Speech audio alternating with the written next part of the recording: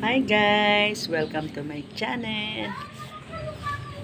Ito po ngayon ang ating update para sa ating recovery of the day.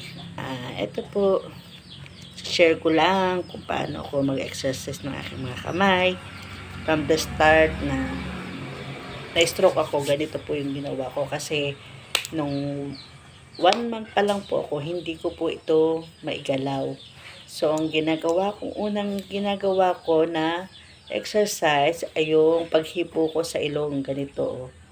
Kasi po dati hindi ko siya maihawak ng kahit anong bagay. Una, nihawak ko siya ng papel. Tapos, ilong, buhok, hanggang sa pataas ng pataas, hanggang maitaas ko po ng ganun yung kamay ko. Kasi po, diba, mahirap po to kasi masakit.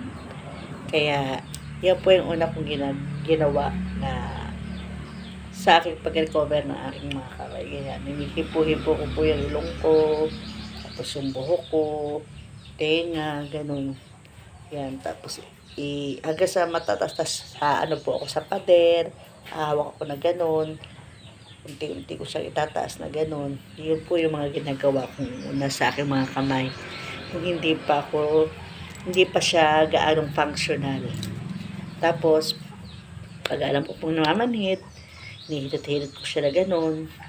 Yun yung mga ginawa ko sa natatandaan ko. Yun yung mga ginawa kong unang step ng pag-exercise sa galaw ko. Ayan. Tapos, guys, kung halimbawa hindi niyo pa po naiigalaw yung mga kamay, ganito po. 'Di ba may sa mga stroke patient, ganyan po, nakaganyan, tas matigas. Ang gagawin niyo po is i-help niyo siya ng ganyan, yung malakas na kamay natin, tutulungan mo po siyang iuunat na ganun. Yun po yung mga unang ginawa ko sa aking recovery, sa aking mga kamay. Sinare ko lang sa inyo guys, para may mga pulot kayo na info para sa ating mga recovery. Yan.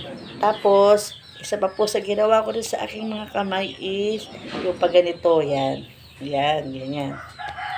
Ano mo siya ng ganyan. Yan, isa po yun sa mga ginawa ko exercise para maitaas ko naman. Kasi po masakit. Masakit po talaga itong balikat na to eh. Lalo ba pagka nasa time ng stage ng may spasticity tayo ng mga stroke patient. Ganyan po. Ang sakit to. Napakahirap gawin. Kaya ayan. Yan po yung isa sa ginagawa ko pong exercise. Pero hanggang ngayon, sakit pa po yan pag ginaganyan ko. Kahit medyo recover na po. Masakit pa po yan. No? May sakit pa po. Yan. Yan po guys, ang aking mga ginagawang exercise. Tsaka ito.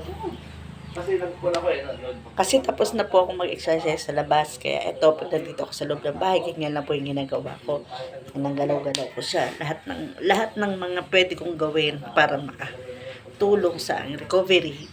Kailangan po talaga ang susi guys sa ating pag-recover, mga ka-stroke is yung sipag at syaga. Kasi kapag tamad, talaga pong hindi, wala. Yan, ayan. Pag ginanon mo po yan, masakit pa. Pero, tiis lang konti. Siyempre, yung kaya nyo lang pong tiisin ang sakit. Yan, ganyan ko po siya. Yan, isa po yan.